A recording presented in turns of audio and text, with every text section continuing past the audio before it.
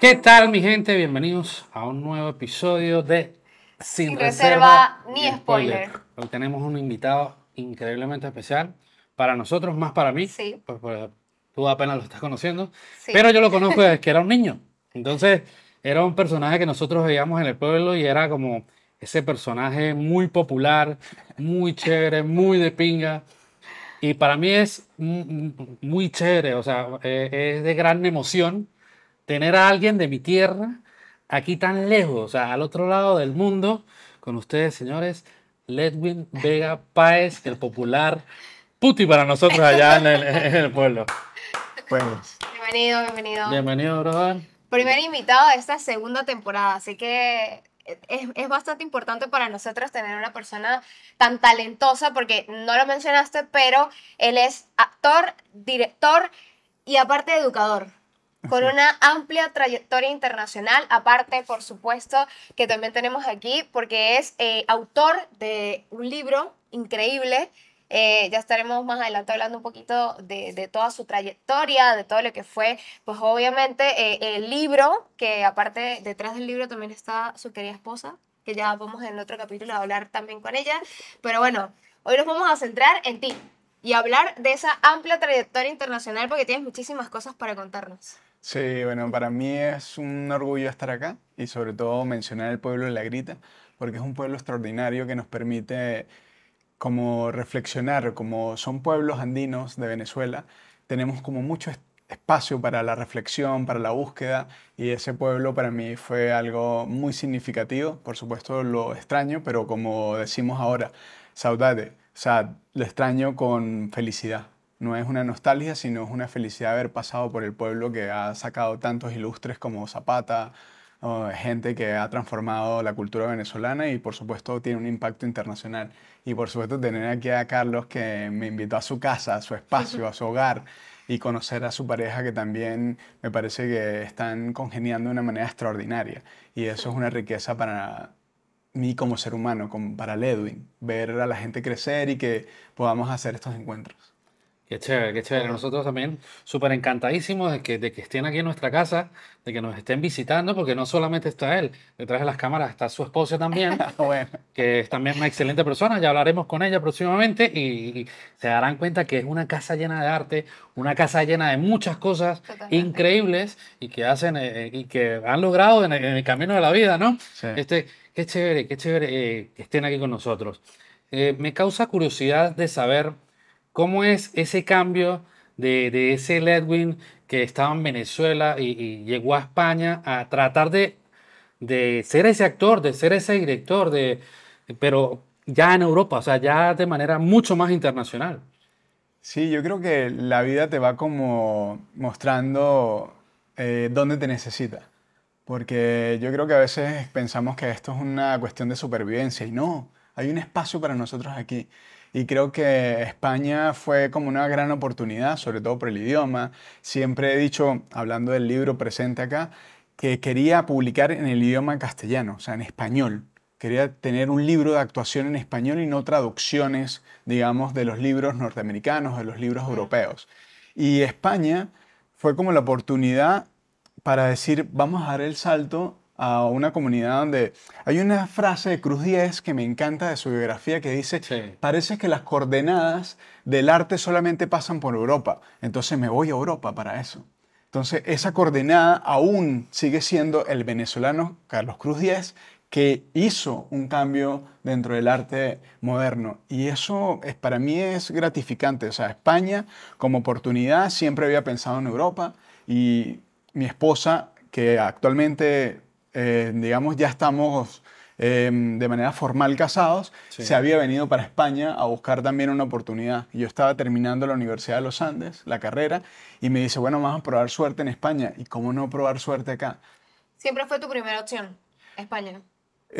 Mi primera opción era Colombia por tener documentos colombianos, Ok, porque mis padres son colombianos y soy colombo-venezolano y como nos criamos en frontera, pues siempre teníamos como la cercanía de Colombia. claro. Y la mejor manera de comenzar en otro lugar era con documentos. Hasta que nos conocimos y cuando llegamos, adquirí el NIE como familiar de miembro comunitario. Y por eso, digamos que fue la segunda opción, pero una opción que era verdadera y fuerte, sólida tanto como la colombiana. Qué chévere que tocas ese punto, porque casualmente nosotros en nuestro podcast o en nuestro canal, pues más que todo nos dedicamos a tratar de enseñar un poquito de esa parte de migración de cada una de las personas que nos acompaña aquí, de cada uno de nuestros amigos. Y entonces tocas ese punto de, ok, mm, yo entré porque hice unión con una persona de manera comunitaria. Entonces mucha gente no entiende y no sabe qué es eso de comunitario. Eso. ¿Le puedes Sí. contar a la gente qué es el hecho de ser comunitario? Sí, familiar de la Comunidad Europea. Es una persona que adquiere, digamos, la licencia de poder trabajar por medio de una, digamos, de ser cónyuge Sí. o de ser familiar directo, Ok. sanguíneo. Entonces, al tener, digamos, un matrimonio establecido, puedes solicitarte como acompañante. De hecho, mi NIE, por la parte de atrás, Sí. tenía el NIE de mi esposa. Ok. Entonces No es lo como sa- una eso- persona que se hace responsable Ok. por si sucede algo. Eso, Entonces, eso yo no lo sabía. Eso, Por lo menos, o sea, ¿eso se mantiene durante cierto tiempo o es indefinido? O sea, no, digamos que se mantiene como ella, digamos, a cargo de lo que suceda contigo o algo así. digamos como al principio es responsable, pero Ok. tú vas adquiriendo a medida del tiempo como una responsabilidad como ciudadano, porque tienes una identidad. El Estado no te elimina la identidad, lo que te ofrece es una oportunidad de formar parte de toda la, digamos, la malla de la sociedad. Entonces, comienzas a trabajar con un NIE, pero a los 5 años tú puedes solicitar a los 2 años puedes solicitar tu nacionalidad, pero si a los 5 años no lo has hecho, te dan un NIE permanente. Ok. O sea, digamos, Entonces- se da como la facilidad de poder llegar a estar legalmente de una manera más sencilla. Sí, claro, por supuesto, te da la opción. automáticamente. Al día siguiente tú vas a la policía y te dan el número del NIE. Ok. Y luego tienes que sacar el número de la seguridad social, que es la que te permite trabajar acá.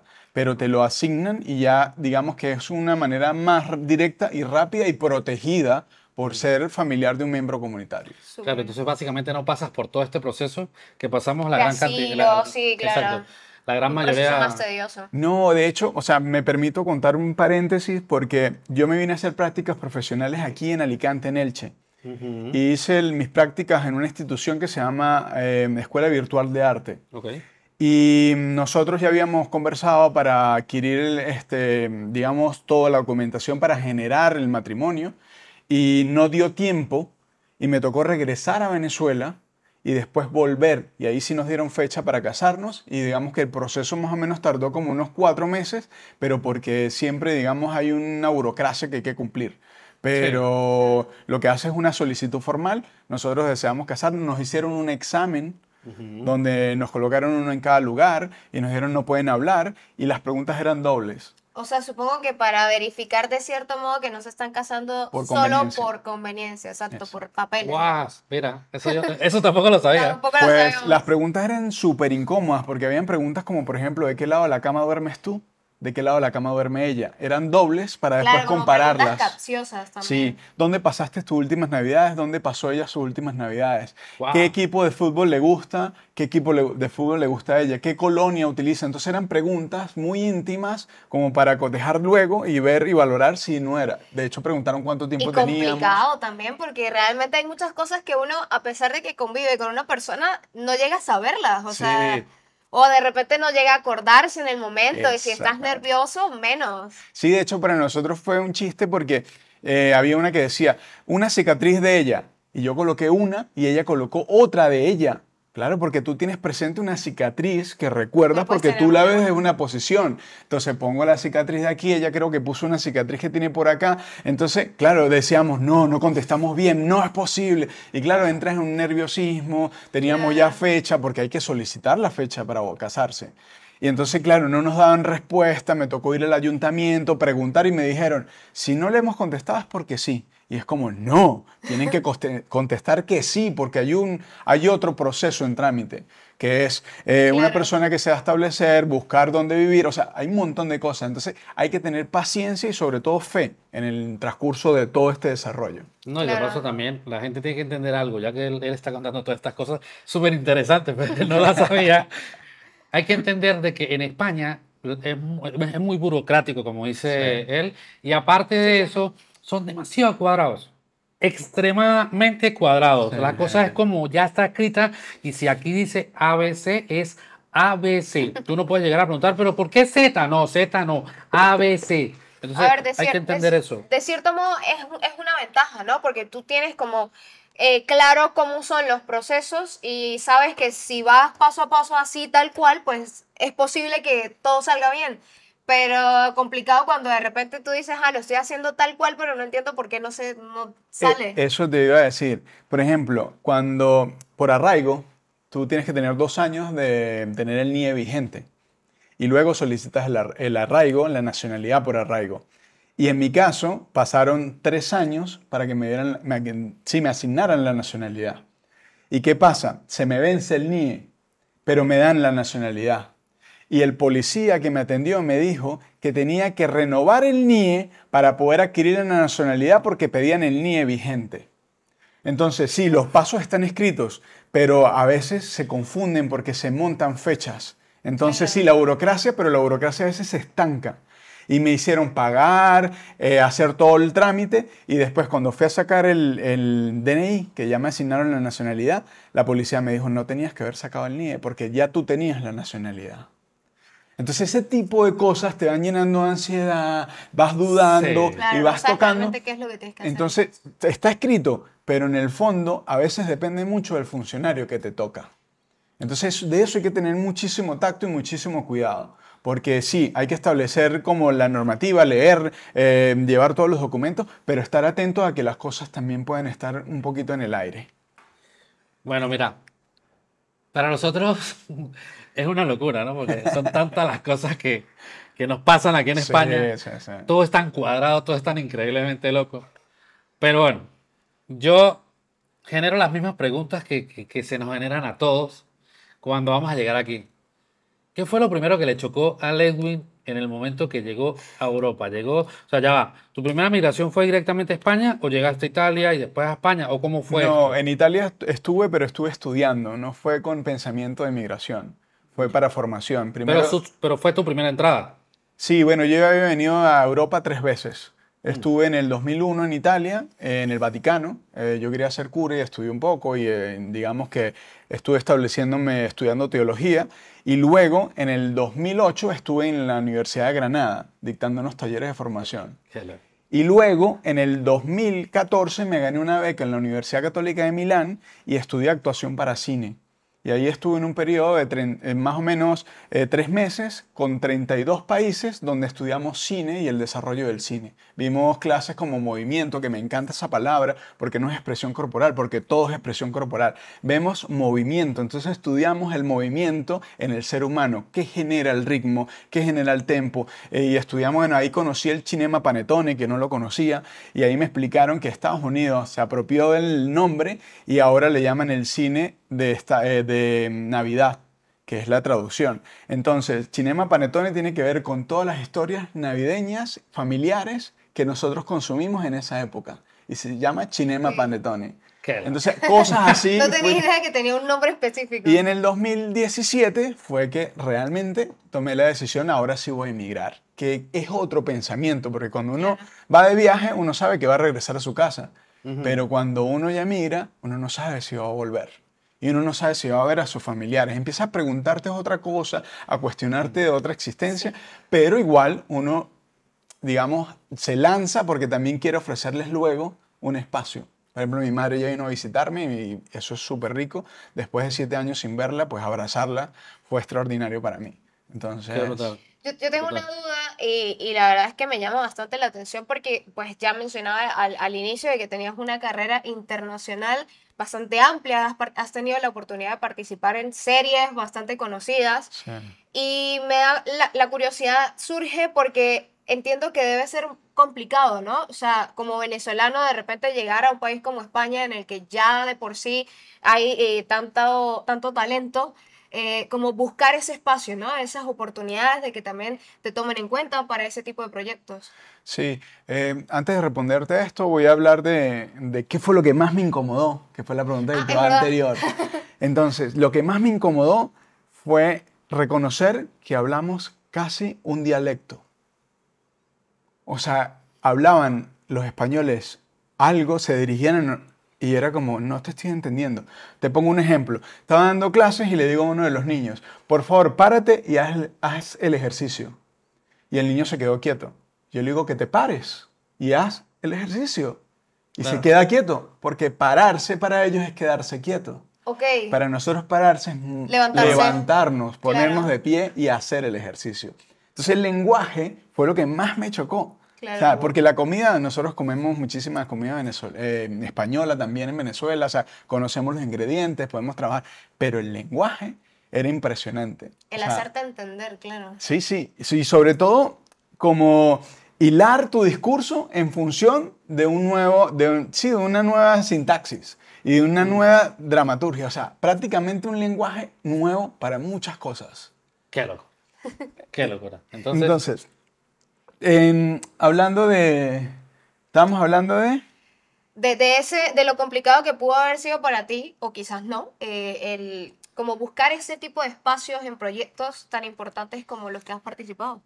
mira, yo creo que hay algo que me mueve que es la constancia. Yo no le tengo miedo a las oportunidades. Creo que voy a tocar siempre la puerta y a veces estoy súper apretado porque no me han llamado, porque tengo una semana así. Y siempre voy a ir al lugar de encuentro que es el espacio escénico. Las oportunidades aparecen en función de la credibilidad que va teniendo el contexto contigo. Y creo que España tiene un espacio muy grande y también que aquí está resurgiendo el cine. Entonces, claro, al haber muchos proyectos, necesitan muchos actores. Entonces, sin querer, vas asomándote. Yo empecé de blocker en Palma de Mallorca, por ejemplo. Y no sé si saben lo que es un blocker. Blocker es una persona que para el tráfico para que graben los técnicos.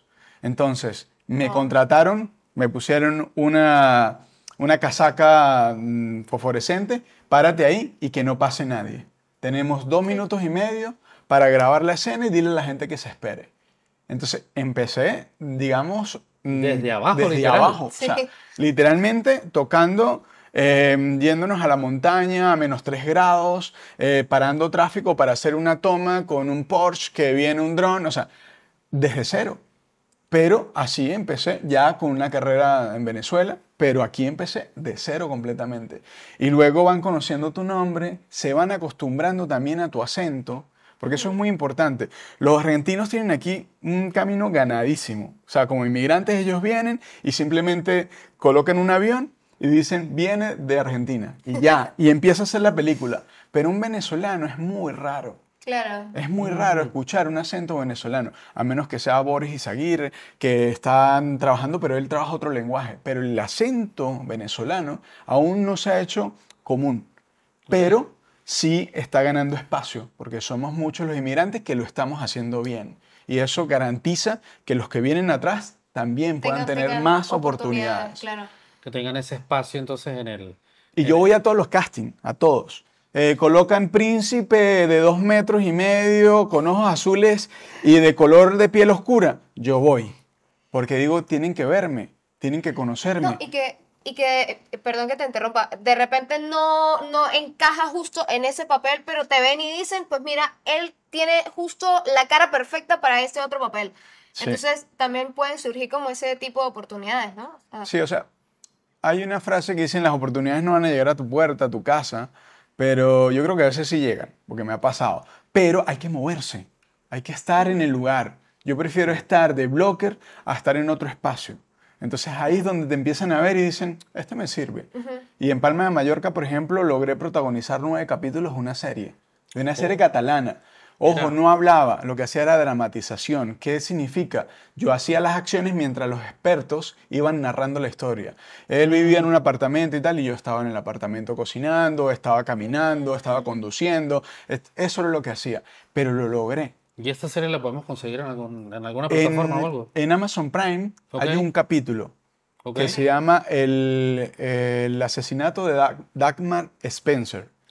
Lo vamos a dejar por aquí escrito y así ya damos como ese vínculo directo. Y otra cosa que a mí me encanta es que yo amo las biografías. Las biopic son lo que más amo del arte interpretativo, porque te permiten, tienen como una herramienta de jugar con la realidad y utilizar también el imaginario. O sea, ahí ya es como un engranaje de que puedes construir desde lo que realmente existió, más la metáfora o la moraleja que quiere dejar el director. Y esta serie se basa en casos reales de asesinatos de la isla. ¡Wow! Entonces tienen como 100 y pico de capítulos, pero logré protagonizar 9 y hay un libro que se llama Memoria Negra, que salgo en el libro como referencia como actor. Hay una fotografía y todo, y eso es, para mí es gratificante. Claro, y también, pues, imagínate verse ahí, ¿no? O sea, es un logro brutal. A mí me parece que eso es brutalísimo. Arrechísimo, decimos nosotros allá. Exacto. Esa es la cuestión. A ver, Ledwin, llega a España y ¿cuál fue esa primera experiencia tuya en España? Lo hablo en modo migración, no, Ok. no en modo cine. Ya hablamos un poco del cine, que vamos a retomar esa conversación porque es importante, es sumamente importante. Pero yo quiero saber, en migración, ¿qué pasó? ¿Cuál fue esa primera acción de Ledwin en España? Yo llegué a Madrid, o yo llegué a Palma de Mallorca, o yo llegué fue a Barcelona, o no sé. O sea, eso, ¿qué pasó esos primeros días? ¿Te sentías mal o no? ¿Fue maravilloso? O sea, este tipo de avances, porque, o sea, lo pregunto por lo siguiente. A mí me gusta que la gente sepa de historias de gente que ha tenido éxito. Para mí el éxito está en el hecho de tu poder establecerte en un sitio, vivir tranquilo y ser feliz. ¿Vale? Para mí el éxito se basa en eso, más no se basa en el hecho de ser mega millonario y me logré comprar Sí. 7 yates. No. O sea, yo estoy aquí, vivo tranquilo, vivimos bien, comemos bien y somos felices, estamos tranquilos. Entonces, tú eres una persona de éxito porque trabajas aquí, porque estás haciendo lo que te gusta. Entonces, sí, lo lograste, pero ¿cuál fue esa llegada? ¿Cómo fue esa llegada? La llegada pues viene acompañada de incertidumbre. Yo creo que la incertidumbre es lo que a veces, si no la sabemos manejar bien, nos empieza a arropar. Y yo ya venía con proyectos de Venezuela, estaba ya escribiendo el libro, estaba haciendo también la tesis, estaba haciendo algunos proyectos. Y digamos que los días que no ocurría nada en mi tránsito, yo los alimentaba de esas herramientas. Yo creo que el problema es cuando hay quietud. Y la quietud no significa, o lo contrario, la quietud es moverse, salir, hacer cosas. No, es tener una planificación, tener como con claridad qué es lo que tú viniste a hacer. Entonces, yo quiero aportar dentro del mundo del arte dramático, pues me sentaba a leer libros y a escribir y a reflexionar. Digamos que estuve unos 2 meses después de la pandemia, que fue otro fenómeno que ocurrió, Sí. pero siempre he tenido las ideas claras. Yo creo que a mí me cambiaron muchísimo, vuelvo otra vez al pueblo de La Grita. Yo tuve un profesor que se llama Millán, Ok, sí, claro. que es un profesor extraordinario, daba clases en la universidad y al mismo tiempo daba en bachillerato. Y No, un me dio día clase también. se dio Sí, clase. sí, sí. Y un día llegó y dijo en el salón, yo no sé si aquí está el próximo ministro de Venezuela de Educación. Él lo decía siempre. Y eso, mira, se me paran los pelos. O sea, eso para mí fue como, wow, un detonante. Y fue como, wow, yo puedo ser ese próximo ministro, ¿por qué no? Y eso me hizo tener como una conciencia sobre la existencia. Y así otras clases que él dio y otros ejercicios que hacía. Y claro, como que te asigna un compromiso individual. Entonces empiezas a sentir como que tienes un plan, ejecútalo. Y mi plan siempre fue aportar. De hecho, yo que me fui a Mérida a estudiar en la Universidad de los Andes de Mérida porque yo quería ser embajador como agregado cultural. Y eso no me lo saca nadie de la cabeza. Y me fui a estudiar criminología y no entré en criminología, pero después entré en educación, saqué la carrera de educación y dije, no, porque a mí me interesa entender el comportamiento humano y el desarrollo del pensamiento humano. Y entonces, claro, me daban psicología y me quedé en educación.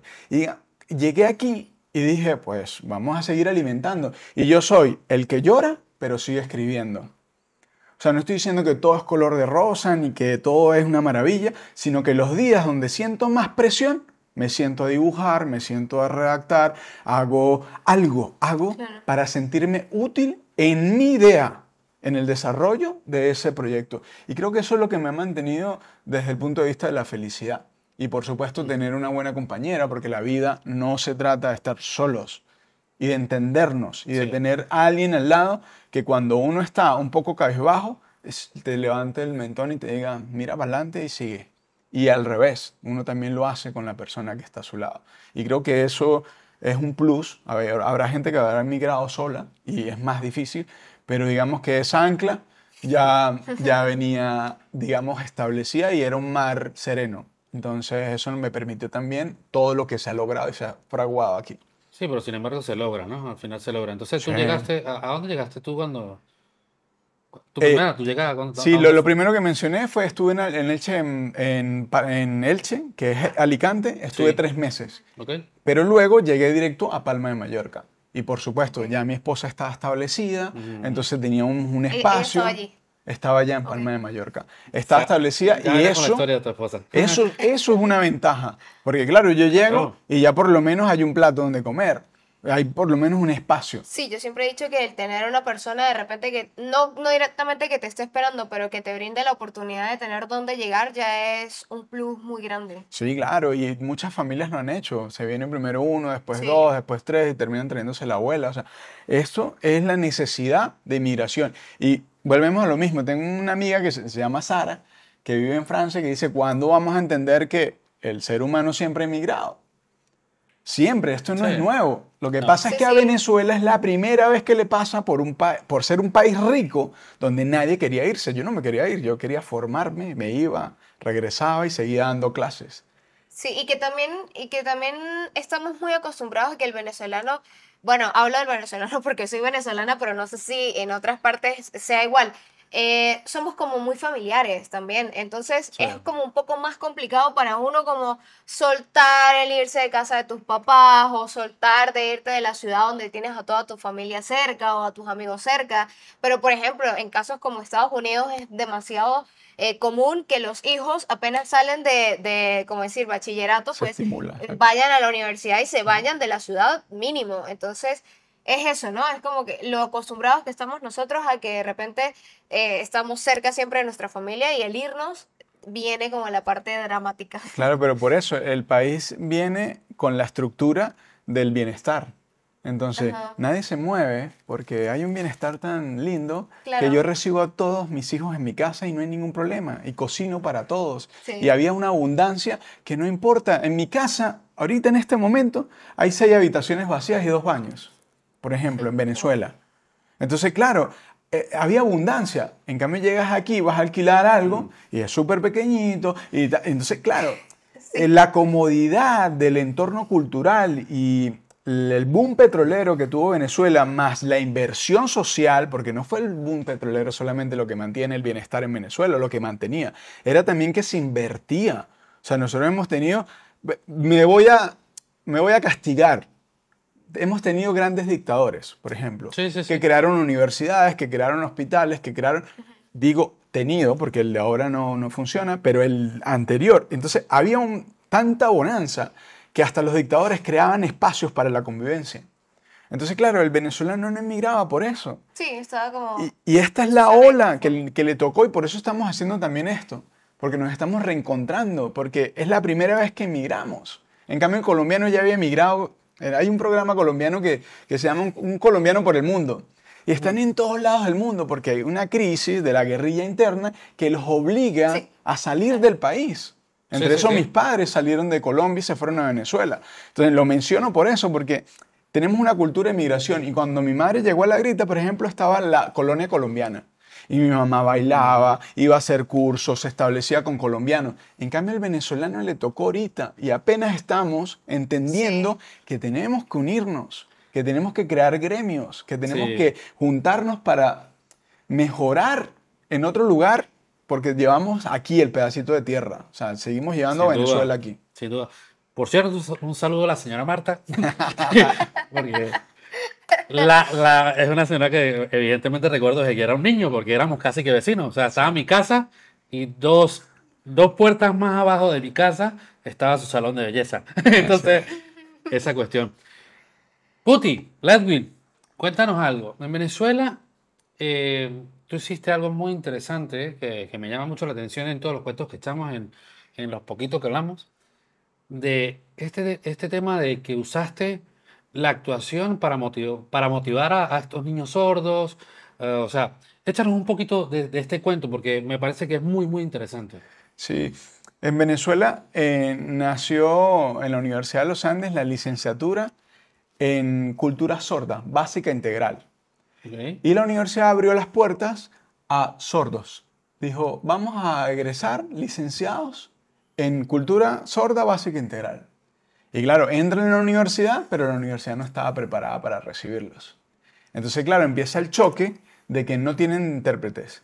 Los sordos no consiguen espacios, no hay libros para ellos. Nosotros los oyentes tenemos otra cultura, por eso se llama cultura sorda. Entonces todo iba al ritmo de la cultura oyente. Nosotros somos oyentes y ellos son sordos. Entonces, ¿qué me dice una profesora? Ledwin, ¿eres capaz de dictarle un curso a estos chicos? Y yo, bueno, sí, si tienes intérprete, yo puedo ir. Comienzo el curso con los chicos sordos y me empiezo a dar cuenta que el traductor o el intérprete cambiaba todo lo que yo decía. O sea, yo decía, explicaba un concepto y él lo reducía. Y claro, así no se puede aprender. Se puede conocer, se puede, digamos, rozar el conocimiento. Pero los conceptos tienen que ser conceptos sí o sí para poder después desarrollarlos y aplicarlos en el montaje. Claro. Entonces digo, bueno, vamos a parar este taller y yo voy a hacer el esfuerzo de aprender lengua de signos. Y empecé a comer con ellos en el comedor de la universidad, empecé a salir con ellos, empecé a caminar con ellos por la universidad. Y adquirí la lengua de signos por inmersión cultural. Qué chévere. Y ahí montamos una obra de teatro que ganó, creo que fueron 7 premios. Y empezamos a movernos. Hicieron un pequeño documental que lo hizo la Universidad de los Andes en homenaje al proyecto. Y los sordos empezaron a adquirir. Y vale también acotar que yo aprendí muchísimo de ellos. Porque primero ellos son lectores del lenguaje corporal. O sea, lo que establecen como norma es espectacular. O sea, que tú me digas mamá, papá, que me digas nacer, que veas los gestos como... Porque mamá es la que me enseña a hablar en casa. Mamá. Papá, porque es la cabeza de la familia. Mujer por el pendiente. Hombre por el bigote. Son figuras. Son ideogramas. Eso no lo sabía. Es O sea, extraordinario. realmente no tenía idea de dónde surgía como ese lenguaje realmente. El lenguaje nace por necesidad. Yo necesito comunicarte una información que yo tengo. Entonces establecemos un código y decimos, esto es así. Entonces si te hago así, es morado por la imagen del golpe. Morado. Ok. Entonces es maravilloso. Negro, porque también nos ensuciamos a veces la uña o nos machucamos y es negro. Entonces tienen imágenes para transmitir la información. Si yo digo estudiar, si yo digo libro, o sea, es precioso, son figuras espaciales, Claro. son ideogramas. ¿Y siempre son palabras o pueden ser... O sea, si tú quieres hablarlo por letras o es Lo solo puedes deletrear. palabras? Ok. De hecho, si tú te aprendes el alfabeto, que es A, B, C, D, te aprendes el 100% de la comunicación solo con el alfabeto. Lo que pasa es que es lento porque tienes que deletrear Claro, todo. Voy a decir mesa. Por ejemplo, Ok. M-E-S-A. Pero puedo decir mesa más rápido. Ok. Porque si claro. tengo que deletrear todo, pero si deletreo todo, me estoy comunicando 100%. De hecho, una de las cosas que siempre le digo a la gente es, cuando vean un sordo, acuérdense que ellos son bilingües. Ellos hablan 2 idiomas. Hablan la lengua de signos de su país y saben leer y escribir la lengua de nosotros. Entonces, agarras un papel, le escribes y le muestras. Y él te va a responder escribiéndote. Entonces, ellos son bilingües. Tienen más habilidades que nosotros en el caso de que no podemos comunicarnos en lengua de signos. Digo porque la gente se bloquea y no Claro. los atiende.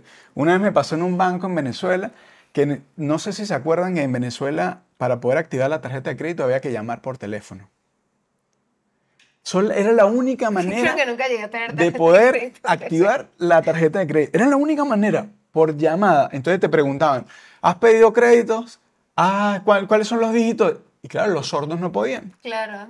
Entonces veo a la gerente que está ahí escribiendo, intentando resolver, y yo me acerco y le digo, perdón, ¿puedo ayudarte? Y me dicen, sí, porque esto es sí. En vez de hacer así, haces así para no perder el contacto visual. Ok. Entonces me dice, mira, para que me ayudes y tal, llama y que él te responda rapidito. Y activamos la tarjeta de crédito en un banco en Venezuela. Bueno, y lo de que te podías entender con ellos a través de la escritura sí lo sabía porque de hecho cuando trabajaba con mi papá que tenía un negocio allí, en la zona de la Concordia era como muy común porque como está el terminal cerca, pues era muy común que llegaran personas allí. Y una vez me llegó un chico que era sordomudo y recuerdo que nos entendimos, fue a través de la escritura, nos demoramos un montón, claro, pero logramos entendernos de esa manera. Sí, sí, con los sordos es genial. A mí me encantó esa experiencia porque aprendí muchísimo. Hay un ejercicio que es la visión 180 grados. Yo la aprendí por los sordos. Por ejemplo, en el cine, cuando nosotros estamos trabajando, yo tengo que estar aquí en la cámara, pero tengo que estar pendiente de todo lo que está sucediendo al lado. Entonces, si yo rompo aquí y tengo que el partner de escena aquí y la cámara está ahí, yo tengo que estar mirando si el camarógrafo se mueve, si viene. Por ejemplo, Carlos ahorita está moviendo la mano izquierda. Entonces, esos ejercicios ahí está saludando. Entonces, eso, estoy mirando al frente, pero estoy consciente de todo lo que está sucediendo. Y eso lo hago a 180 grados, que es un ejercicio que enseño para los actores de cine. Porque en el cine hay muchísimo equipo técnico y aparataje alrededor. Y hay que tener mucho cuidado porque te puedes llevar una luz, te puedes caer, o sea. Y eso me lo enseñaron, por ejemplo, los sordos, que es una de las cosas que planteo en el siguiente libro que también estoy escribiendo. Qué chévere, estás haciendo un segundo libro. ¿En qué momento te das cuenta realmente de que el arte era como el centro de tu vida? O sea, de que querías vivir del arte. ¿Desde muy pequeño o fue algo que surgió así? Mira, nunca lo pensé hasta que tuve más o menos unos 24 años. Ok. Porque es como cuando uno está en una piscina, que era lo que hablábamos hace rato. Tú no sientes el agua después de un cierto momento. Ajá. Entonces tú estás rodeado de arte. O sea, todos estamos rodeados de arte porque hay un montón de gente que ha vertido su vida, ha explotado, ha desarrollado, como lo quieras llamar, un espacio para convivir. El arte siempre está, pero no lo vemos. Y como a los 24 años fue que dije, hay alguien que piensa todos los días en esta escalera, en este mural, en esta luz. Y hay alguien que está todos los días generando eso. Y creo que como a los 24 años fue que dije, me gustaría hacer esto en mi vida. Poder aportar bienestar a otras personas a partir del gozo estético, del buen gusto, de lo bello. Y creo que ahí fue donde empecé a plantearme, porque como te mencioné, antes lo que hacía era labor social, ayudaba, era cuentacuentos en la universidad, pero era como un hobby. Okay. Era como, bueno, la universidad... ¿De comedia?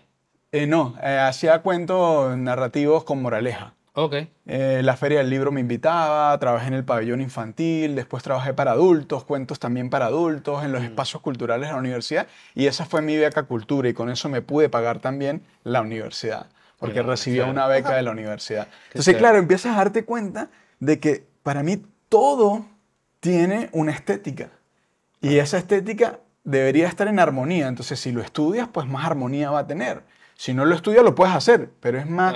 En Venezuela había un jardinero en la Facultad de Humanidades que le decían arte espontáneo. Entonces el arte espontáneo es como sin estudios, es un arte como un poco ingenuo. Si lo estudias, pues puedes perfeccionarlo y puedes generar sensaciones estéticas como improntas, que la persona jamás olvide esa experiencia que tuvo contigo. Claro. ¿Y genial. siempre estuvo presente el tema de la actuación o no? No, mira, yo estaba estudiando educación en la Universidad de los Andes, pues tengo las dos carreras, pedagogía y actuación. Y un día un profesor que se llama Johnny Parra me dijo, Ledwin, ¿tú quieres venirte a trabajar conmigo en una película? Y yo, es que yo te vi contando cuentos y entonces veo que eres sensible, entonces vente conmigo. Y yo, ¿pero en qué área? Y me dice, en la dirección de arte. Wow. Y yo comencé en la primera tesis de la Universidad de los Andes que se llama Conejos, que la dirige Eduardo García. De hecho, el tráiler está en YouTube. Y creo que la película la acabaron de soltar, porque eso dura un periodo... ¿Cuál es el nombre? También lo podemos... Se llama Conejos. Okay, Conejos. Ajá. Que Conejos es la traducción de novatos en Mérida. Una persona coneja es una persona que no tiene experiencia, que va tropezándose. Okay. Y me dice, tú vas a hacer la escenografía de la película.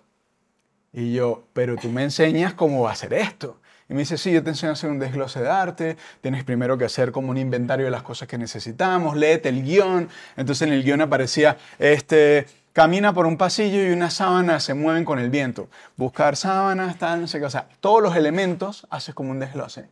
Y después te dan un plan de rodaje y empiezas como a desarrollar el plan de rodaje. El primer día vamos a grabar la escena 35. Entonces en la escena 35, desglose, ok, necesitamos un armario, necesitamos una silla, necesitamos... Y eso era lo que yo hacía. Ok. Entonces, No actuabas directamente. no. Vi actuar a Alexander Leterni, a Guillermo Londoño, que son grandes actores en Venezuela, que tienen un trabajo muy interesante.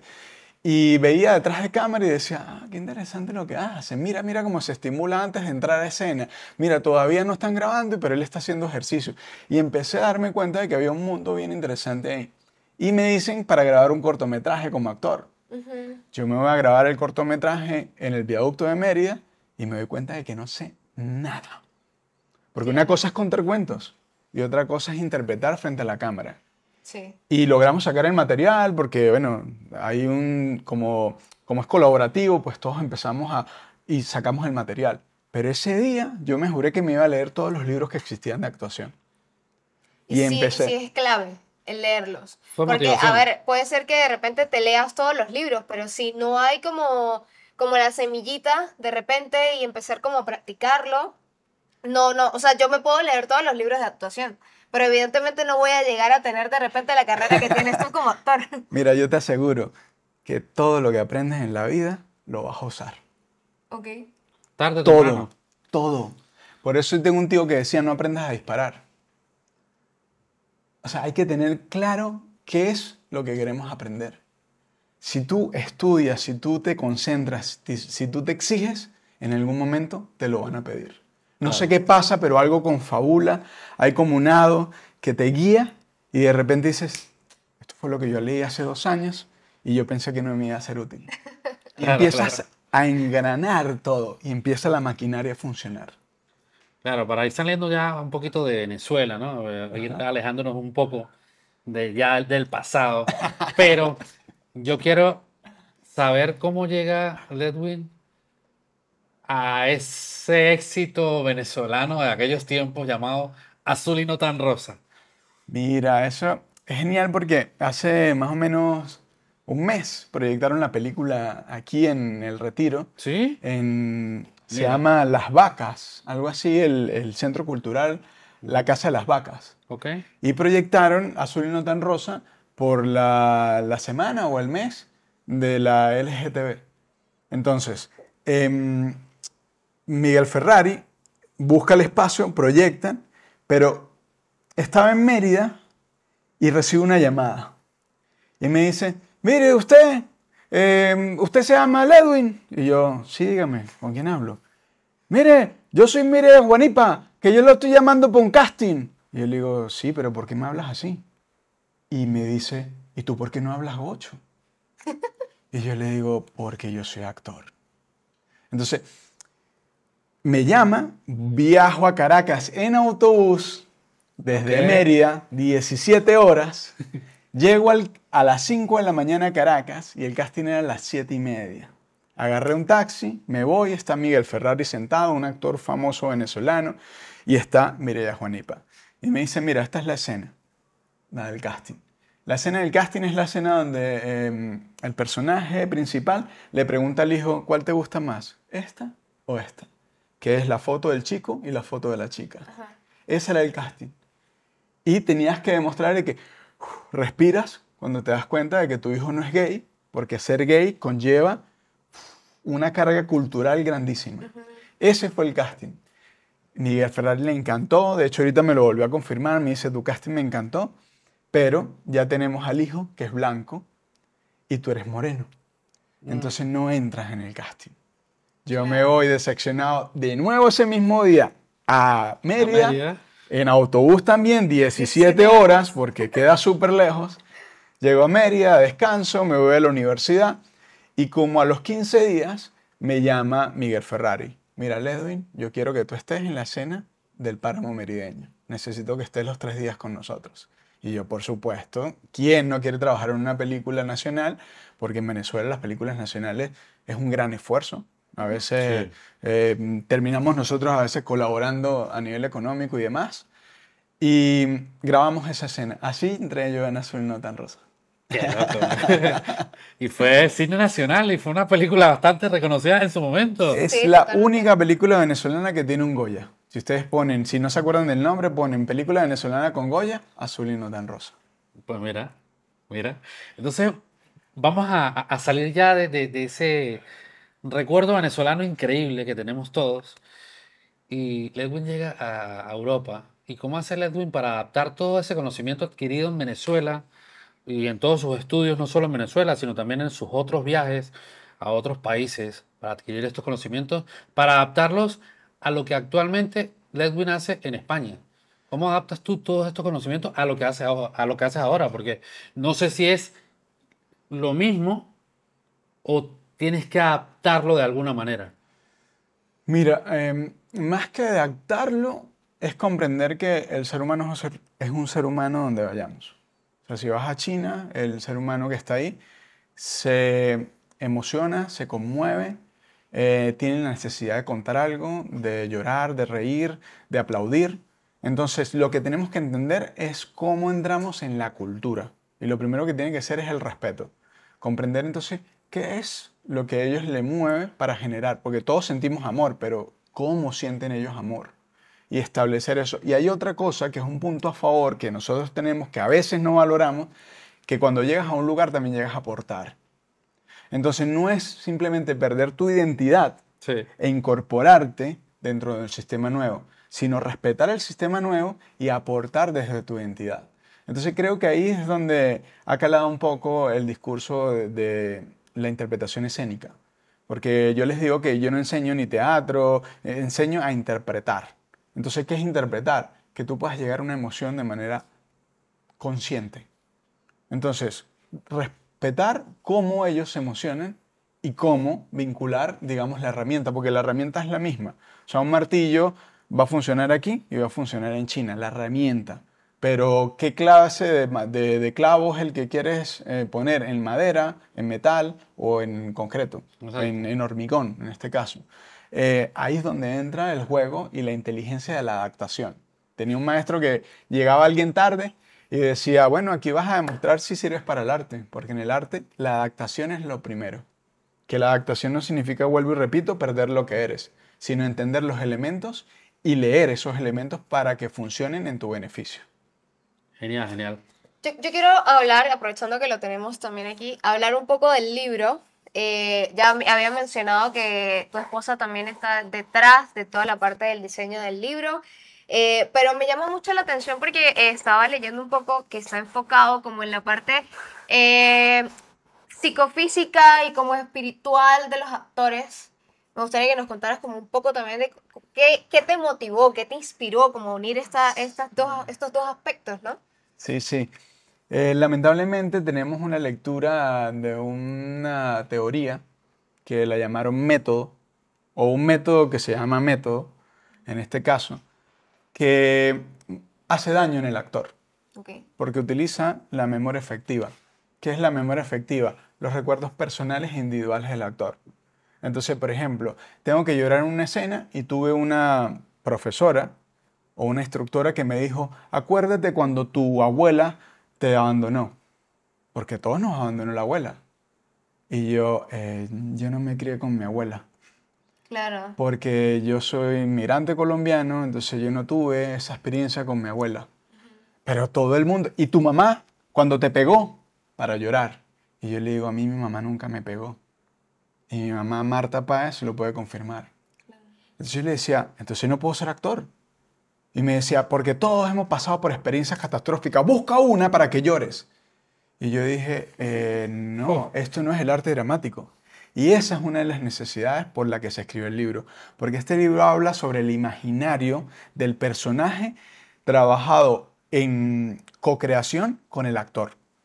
El imaginario es del personaje. Entonces al personaje es el que le suceden las cosas.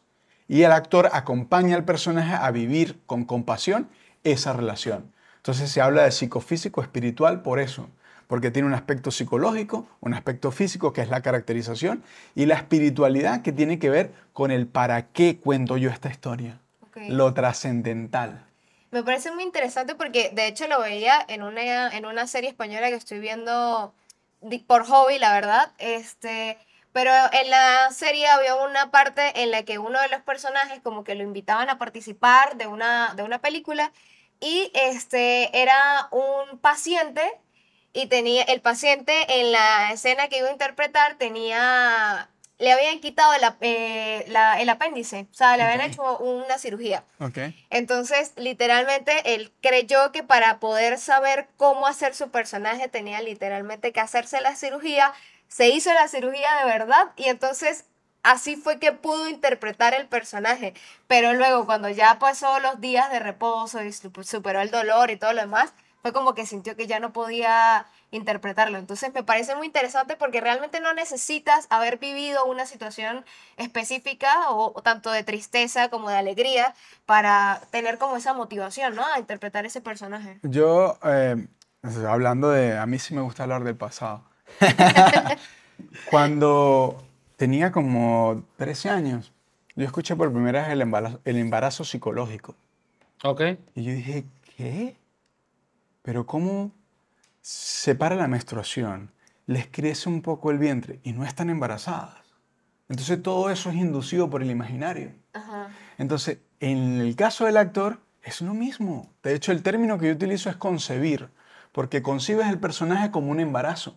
Está en un periodo contigo mientras trabajas y luego el personaje se va y tiene su vida como un hijo. Claro. Entonces es lo mismo. Entonces el embarazo psicológico es tan potente el imaginario que te modifica a nivel corporal. O sea, te quita la menstruación. Y Jerzy Grotowski dice que si llegas a entender el imaginario del personaje, el rostro se modifica. Y si ustedes buscan fotos de mis trabajos que están en Google, ponen Ledwin Vega y ven que el rostro está modificado y cambia el timbre de voz y cambia, porque el hecho de haber pensado, sentido, imaginado conjunto al personaje, hay una modificación en ti. ¿Y por qué sucede que he escuchado en algunas ocasiones actores que después de interpretar a un personaje como que los ha marcado, dicen que no vuelven a ser iguales? O sea, como que literalmente cambian por completo lo que ellos eran. Sí, bueno, en el caso de lo que planteo, lo planteo como una observación exterior, ¿sí? Hablo de desdoblarse, de observarte a ti mismo, que lo hacemos mucho, lo hacemos cuando estamos cocinando, cuando estamos bañando, ¿no? Cuando estamos conduciendo, nos observamos a nosotros mismos. Y el arte tiene una finalidad que es producir catarsis. Entonces la catarsis te modifica, pero te modifica para mejorar. El problema cuando te dicen eso de que no volví a ser el mismo es cuando hay un daño. Pero realmente cada experiencia te ayuda a ser una mejor persona. En el caso de la catarsis, te ayuda a reflexionar y ya no eres el mismo. Pero en este caso hablan de que ya no son las mismas personas porque hubo un daño dentro. Sí. Entonces, ¿qué pasa con eso? Que están trabajando con su experiencia personal. Están trabajando desde lo que hay algo que se llama como el si fuera. Como si yo fuera médico, como si yo fuera bombero, se muere mi hija en mis brazos y es como, claro, estás trabajando en función de tu realidad. Si tienes una hija ya no la ves igual. Entonces te modifica, pero si trabajas con el imaginario del personaje, vas a seguir viendo a tu hija porque no eres tú, lo sabes, te estás viendo en tercera persona, estás observando y esa compasión es la que te permite rozar la emoción del personaje para comunicarla al espectador. O sea, podemos decir que es como algo clave del buen actor, el poder separar, digamos, lo que tú eres del imaginario, como dices tú. Yo creo que es necesario, Okay. porque el otro también es efectivo, lo hace buen actor, pero está destruyendo su cuerpo. Es como si faltara algo, una esquinita en la ventana y yo, perdón la expresión, me quite un dedo para tapar esa esquina. Claro. Entonces no tengo que dañar mi cuerpo, mi psicología para terminar la construcción de esa ventana. Entonces lo que hago es trabajar con el imaginario para que esa ventana se construya. Entonces creo que la sanidad del actor es importante, más allá de que si es bueno, porque hay gente que me ha dicho, pero es que a mí me sirve, yo he sentido todo, cuando yo doy todo lo que yo soy. Claro que sí lo sientes, porque tú estás viviendo como el embarazo psicológico, Claro. pero te estás haciendo daño. Cuando llegas a tu casa, no ves a tu pareja igual, la vida no la ves igual. Entonces, ahí es donde está el juego de la creatividad. O sea, creo Claro. que ahí es donde deberíamos moldear en el imaginario, que nos Claro. permita esa sanidad. Exacto. ¿Y por qué alma del personaje cinematográfico? O sea, tan profundo es que llegas a usar la palabra alma. O sea, es que es una palabra fuerte. Sí, cuando comencé el arte dramático, empecé a ver mucho gesto, mucha cosa grande, porque yo soy un gran actor y hago cosas grandes, o aprieto mucho, y entonces se iban a lo físico. Y la voluntad viene del alma, Oh, ¿sí? claro. Entonces la voluntad, la intención interna, viene realmente del alma. Y hay algo que dice David Griffin, que es el creador del primer plano. Cuando David Griffin crea el primer plano, la gente empezó a gritar, ¡un fantasma, no tiene cuerpo! Y ahora el primer plano es lo que más nos emociona. Entonces él entendió que el lenguaje estaba en la cercanía. Y él tiene una frase que dice, puedes tener buenas cualidades, pero hay que tener alma para poder interpretar al personaje. Ah, mira, Entonces, chévere. el alma del personaje tiene que ver con la autenticidad de cada personaje. El alma Sí, no verdad. se repite. Los arquetipos sí los interpretamos de manera, digamos, repetitiva, sin caer en el cliché. Pero el alma lo interpreta de una manera única. Y por eso, un arquetipo puede ser interpretado por varias almas y generar el mismo resultado.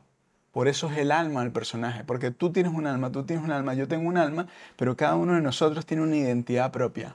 Porque ha tenido una vida distinta, porque tiene una condición de reflexionar distinta. Entonces el alma nos une, pero la identidad nos separa. Entonces por eso el alma nos conmueve, porque vemos a otros sufriendo y nosotros no queremos sufrir, porque es nuestra propia alma. Pero la identidad a veces dice, que sufra, no acabo de matar al otro. Y ahí es Ajá. donde entra la identidad como tal. Entonces el alma es más pura. Hay una frase que dice mi padre espiritual que se llama Palexi, que dice que el alma es como la piel de los pingüinos, que por mucho que le eches barro, no va a penetrar. En cambio, en la identidad sí. En la Sí. identidad se puede modificar, en cambio el alma es tu esencia. Y ahí es donde tú dices, pero todo lo que le han hecho y no hace nada. Porque es su alma con su voluntad la que está accionando. Claro. Por eso el alma del personaje. Y en tu rol como educador, ¿cómo motivas a tus estudiantes a encontrar el alma de cada uno de sus personajes? El proceso no lo estoy inventando yo. Yo lo que hago es recoger toda la información desde 1700 hasta la actualidad. Nace la imprenta, nace la investigación, empiezan a publicar libros y empiezo a recoger toda esa información y como docente lo que les digo es, hay que leerlos todos para poder establecer cuál es tu identidad y Ok. cuál es tu necesidad de comunicar. Porque el arte es una necesidad de comunicar. Sí. Y luego empezamos a trabajar con el personaje. Pero lo primero que tienes que saber es quién eres tú. Porque si yo no sé lo que soy, cuando empiezo a trabajar con el personaje, no sé si es el personaje o soy yo. Claro. Entonces ahí es donde está el borde de que el cuidado personal y el cuidado de la responsabilidad con el otro también. Creo que ahí es donde está mi consejo o lo que estoy desarrollando, que la investigación es necesaria para poder seguir evolucionando como artistas. Que ya hablemos después, no sé, dentro de 50 años hablemos de otro aspecto, pero que le sumemos, no que borremos, sino que sumemos. ¿Y cuánto tiempo tiene Ledwin en este rollo? O sea, estudiando. ¿Cuánto tiempo lleva creándose este personaje o el Ledwin de hoy? ¿Cuánto tiempo lleva creándose ese Ledwin? Mira, yo creo que más de 10.000 años. O sea, yo sí Bien. creo Oh, en lo que traemos de atrás. Yo sí creo que hay cosas que a veces digo, ¿y de dónde viene esta información? A mí Ok. nadie me ha contado esto. Entonces, este que está hablando ahorita está desarrollado en función de los elementos que está reconociendo en la modernidad. ok. Pero yo sí creo que hay una trascendencia espiritual y que hay una evolución y que llegamos a tener como un código establecido en función de lo que hemos vivido anteriormente. O sea, básicamente estamos entrando en un tema muy profundo llamado reencarnación, tal vez. Sí, lo podríamos llamar Oh, reencarnación, pero como para mí la energía nunca muere, siempre está en evolución, entonces ¿para qué reencarna si no muere? Siempre ha estado ahí. Lo que Ok. hacemos es incorporarnos en un nuevo cuerpo. Y yo creo que ahí es donde está el juego también del personaje, ahí es donde entra lo metafísico. Hay gente que me ha dicho, pero esa mirada que hiciste en ese personaje, ¿de dónde la sacas? Y ahí es donde yo creo en la herramienta, porque Wow. creo que hay una comunicación trascendental. O sea, uno ve al niño de sexto sentido, ve al niño de inteligencia artificial, ve a mismo este Christian Bale cuando hace la película con Spielberg, y uno dice, este niño no tiene 9 años. No. Esa Es muy mirada no heavy. es de un niño de 9 años.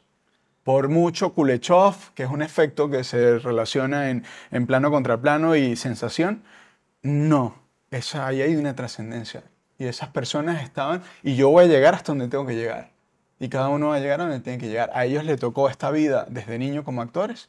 A mí, ojalá y me siga tocando esta vida que amo como actor. Qué Qué fino. bien. Qué chévere. Hemos hablado, hemos hablado de algunos de tus trabajos. Me gustaría como hablar un poco, que nos cuentes cuáles son los últimos proyectos en los que has trabajado. Vimos por ahí una de las series que está en Netflix. Ya tú nos contarás de qué serie es, en la que tuviste la oportunidad de participar también. ¿Qué otros proyectos están por allí recientes? Sí, trabajé en Asalto al Banco Central. Ok. Es una serie que me encantó. Me parece que tiene buen ritmo, es una microserie y vuelvo a lo mismo. Es una biopic. Ocurrió. Entonces, Ok. estas historias me siguen conmoviendo. Y ahora, pronto ahorita en octubre, sale Respira. Respira segunda temporada, que también participé como médico dentro de la serie. Con Blanca ¡Wow! ¡Qué Suárez, bien! con... Esa serie Qué la fino, vi. qué Por fino. cierto, vi la primera temporada. Soy muy fan de las series médicas. Entonces, esta la vi y la verdad es que me encantó muchísimo. Sí. Y si no han visto la de Atraco en el Banco Central, véanla porque Véanla. es brutal. También Es está brutal. increíble. Él nos la recomendó, evidentemente, y la vimos. Sí, sí, Y es increíble. corta, pasa rápido porque está muy bien, Brutal. tiene buen ritmo, está muy Muy, bien muy. interpretada y respeta la historia. Creo que la única crítica que le hicieron es que al final sí se logra escapar uno de los atracadores. Creo. Entonces eso hay que tenerlo en consideración. Yo soy de los que veo las series y digo, veo la experiencia. O sea, vivo con la Ok. experiencia. No, pero que es brutal. O sea, nosotros la vimos y Sí, realmente de verdad que nos me encantó gustó porque fue muchísimo. muy, muy, muy chévere. ¿Qué otros proyectos hay por allí cocinándose de los que se puedan hablar?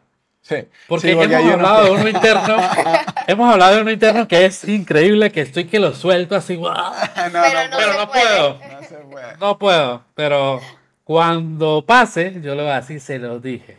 Cuando pase Sí. lo vamos a traer de nuevo al canal para que nos cuente qué tal la experiencia. Hay una experiencia que también me gusta compartir, que esa sucedió en Palma de Mallorca, que se llama FBI International. Es una serie de la CBS para Inglaterra, donde hago de un criminólogo. Y ahí también hubo una experiencia particular porque fue una megaproducción, fue un trabajo y me asignaron texto, donde pude hablar finalmente, y me respetaron en la proyección, sobre todo de Estados Unidos. La serie ocurre aquí en España y hablo en castellano o en español y me respetaron. En cambio aquí en España me doblaron. Siendo el mismo español, me doblaron y en Estados Unidos me dejaron y colocaron subtítulos. Wow. Entonces, esa serie también es buena, se llama FBI International. La vamos a buscar. Esa no la hemos visto, pero la vamos a ver. Vamos a buscar. ¿Y cuál es ese consejo después de tanto recorrer? Obviamente falta mucho recorrido para todos, Sí. Sí. pero en ese poquito conocimiento que hemos adquirido en el tiempo, ¿cuál es ese consejo que tú le darías a esa persona? Primero, que está incursionando en el cine, que tiene como esa pasión y quiere llegar ahí. Y segundo, a esa persona que quiere emigrar según los ojos de Ledman. Wow. El primero, el que quiera incursionar en el mundo del arte dramático, tiene primero que tener muchísima, muchísima autoestima. Porque hay un lenguaje de uso, de usar a las personas como objetos dentro del mundo audiovisual. Y tenemos que tener la valentía de decir, no me permito hacer esto, sí me permito hacer esto. Y por supuesto, tener herramientas. Creo que lo más importante para poder decir que no es tener una herramienta para poder consolidar y decir, no voy a hacer esto. Entonces, ese es, digamos, el primer consejo que doy, más allá de ser un gurú es un consejo humano, de tener el tacto de poder respetarte a ti mismo y respetar al personaje y respetar al equipo técnico. Creo que ahí es donde está el juego y sobre todo en el mundo audiovisual, porque en el mundo audiovisual te pueden llamar de hoy para mañana y te dan el guión a las 11 de la noche que me ha pasado y tengo que grabar a las 7 de la mañana. Entonces tengo que tener las herramientas para hacer clic, para poder trabajar en función real e inmediata y generar un buen resultado. La mayoría de las series que he trabajado no me han dado ni siquiera el guión completo. O sea, llegas al set, llega temprano y empiezas a ver qué es lo que están montando, dónde está la cámara, ok, mira, aquí van a tirar, aquí van a hacer un dron, hay que estar pendiente con esto, cuidado, aquí hay armas de verdad. Por supuesto usan de salva, pero va a haber detonaciones. Entonces yo tengo en mi morral para taparme los oídos. Tengo de todo, porque es que estar súper preparado, porque pareciera que... Hay un ejemplo que me gustó muchísimo que utilizó un chico en Palma de Mallorca, que dijo que la televisión y el cine era como tener una chimenea en la casa. Había que echarle todo el tiempo madera, madera, madera. Y a veces está húmeda, a veces está seca, a veces casi se apaga. Entonces por eso a veces vemos series regulares y otras series con muy buen nivel, porque tuvieron la espera de que se secara bien la madera y en otras fue inmediato porque no puede parar. O sea, todo el mundo quiere consumir. Entonces creo que ese es el consejo que doy a nivel de como actor y como ser humano para poder tener después una vejez tranquila y poder hablar con la gente y decir, yo me acepté y dije no en este momento. Okay. Y en el caso de la inmigración, siempre lo voy a decir, hay gente que me critica, pero lo voy a decir, importantísimo saber qué vienes a hacer y tener por lo menos un título debajo del brazo. O sea, aunque cueste, pero hay que tener una profesión, porque formarse y mantenerse y establecerse en un lugar, tienes una suma más grande que es formarse. Y hay gente súper cerrada que no te va a enseñar nada y te va a dar el último cargo de la manada. Te va a poner a hacer el trabajo más duro. Entonces, es importante que tengan desarrollado el pensamiento, desarrollada la lógica y desarrollado el sentido común para poder integrarse en esa nueva sociedad. O sea, tener de verdad el guáramo de ir a preguntar y decir, mira, ¿qué es lo que tengo que hacer para poder seguirme desarrollando? Creo que ahí es donde está el juego. Y comparten lo máximo que puedan con su familia. O sea, yo creo que ahí es donde está la riqueza que después uno mira para atrás y uno dice, ahí tengo a mi viejita, ahí tengo a mis hermanos, ahí tengo a mi sobrino. Y eso es lo que te da el empuje también, porque cuando no tienes propósito, es muy fácil que te levanten la mesa y te quiten los juegos, pero cuando tienes propósito, ajá, yo me acuerdo, esto iba aquí, entonces sigues el proyecto, porque a veces te van a dar duro, entonces hay que tener muchísimo fortaleza aquí. Creo que ahí es donde está el juego.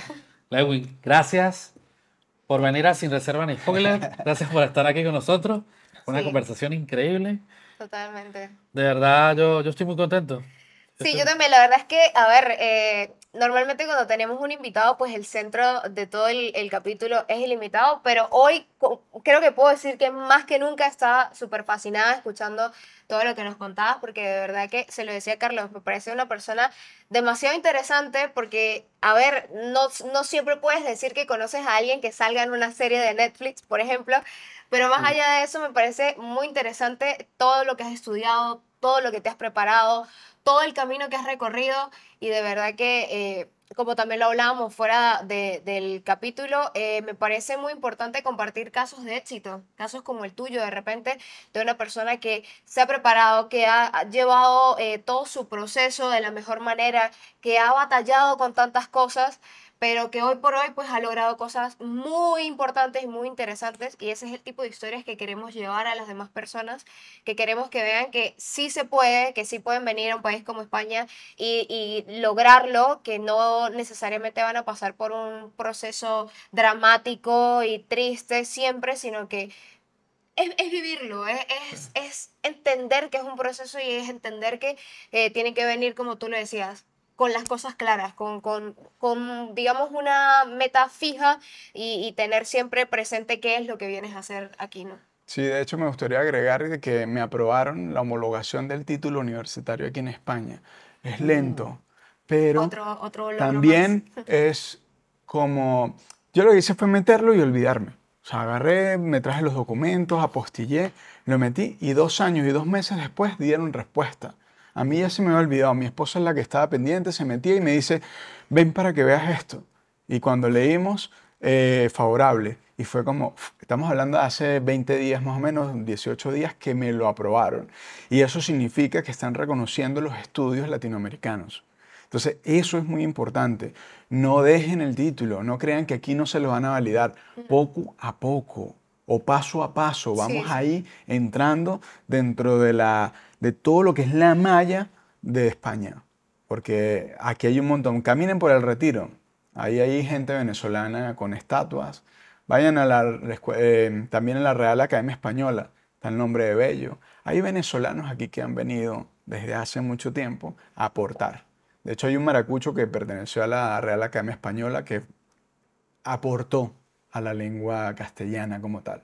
Entonces, nosotros podemos convivir aquí, Sí. como ellos convivieron en Venezuela también. Y por supuesto, tráiganse todo, pero todo. O sea, tráiganse 3 copias hasta de la foto en blanco y negro de 5 años. Súper bien. Entonces, señores, gracias por estar aquí con nosotros, por disfrutarse este episodio que es increíble.